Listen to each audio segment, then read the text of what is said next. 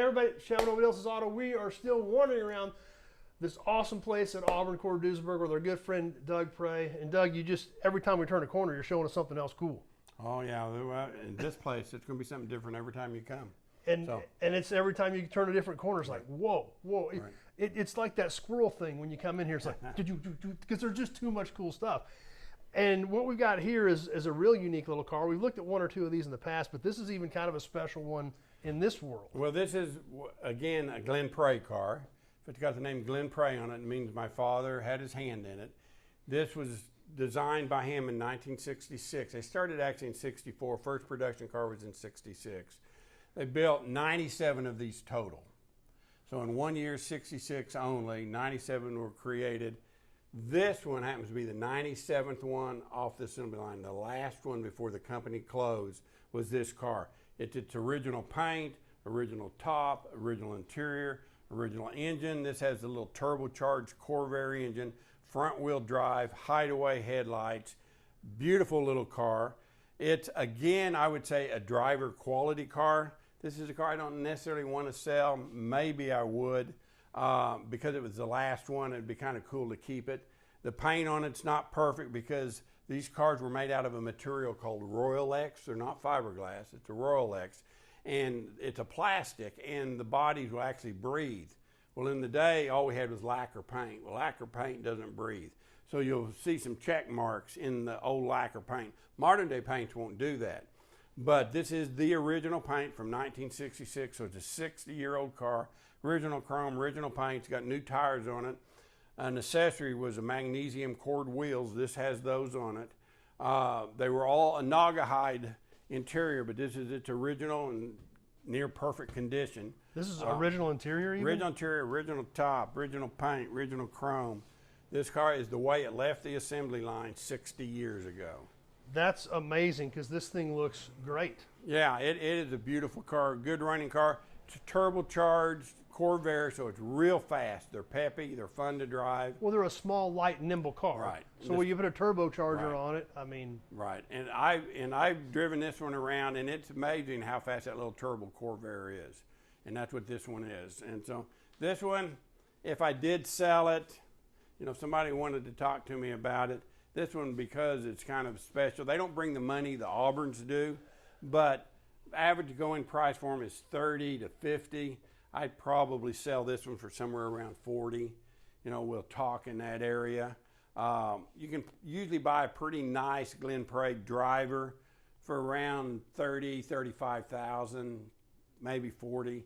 So this one got to be worth at least 40 since it's the last one off the assembly line untouched. And so it's got good history.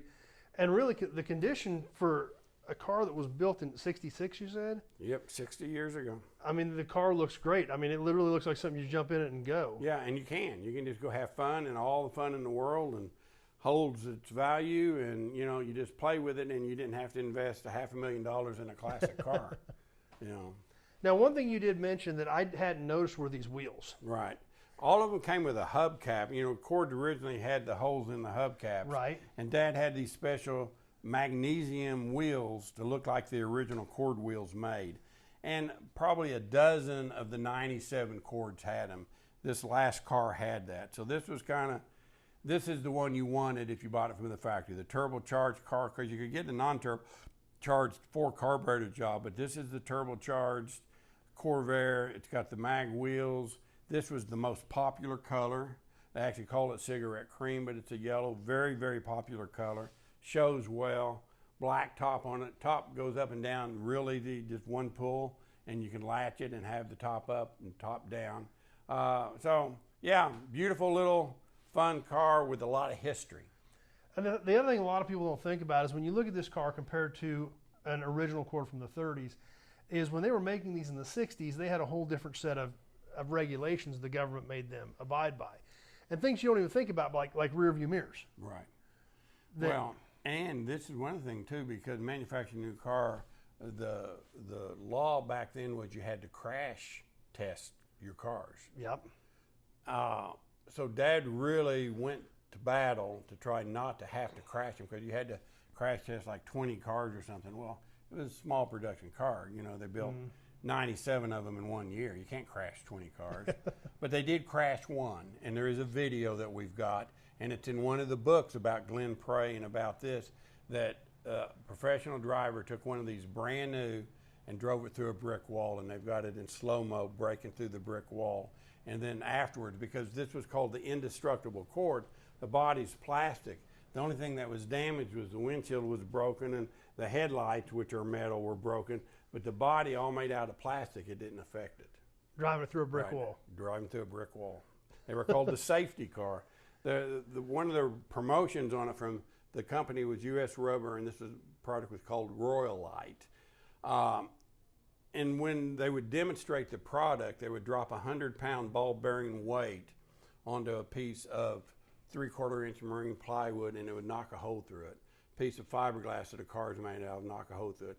Piece of 18 gauge metal, hole would go all the way through it.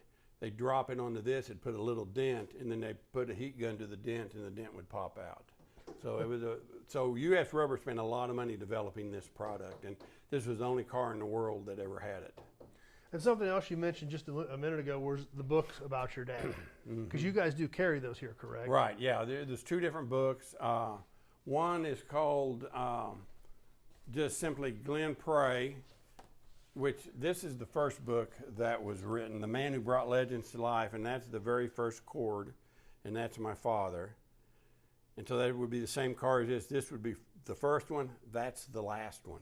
And then a full autobiography, which is Glenn Prey, The Untold Stories, and it has all the stories about the Auburn Cord Duesenbergs and all his flying days. He collected pre-war airplanes, and all those stories are in there. So anyway, we do sell the books. Hollywood keeps talking to us about making this story into a movie. Maybe one of these days they will.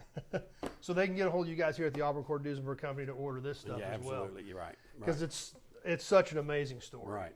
I know the very first time I stopped here, the very first time I met you, I bought the book, I took it to the hotel, and I basically read almost the entire book that night, because it's that interesting with the planes, the cars, the history. I mean, even how he bought the company, which is a whole story in and of itself. That's right. That you guys have got to check out, which led to this cord, led to the Glenn Prey Auburn on the other video that you guys can check out. And an absolutely amazing story and a ton of fun stopping by here. Yeah, well, come by and see us. We have tourists come through from all over the world all the time. Like I said, we built over 350 cars. We're a big part of history here. Even the old building here was built back during World War II. So you're kind of going back in time when you come in here.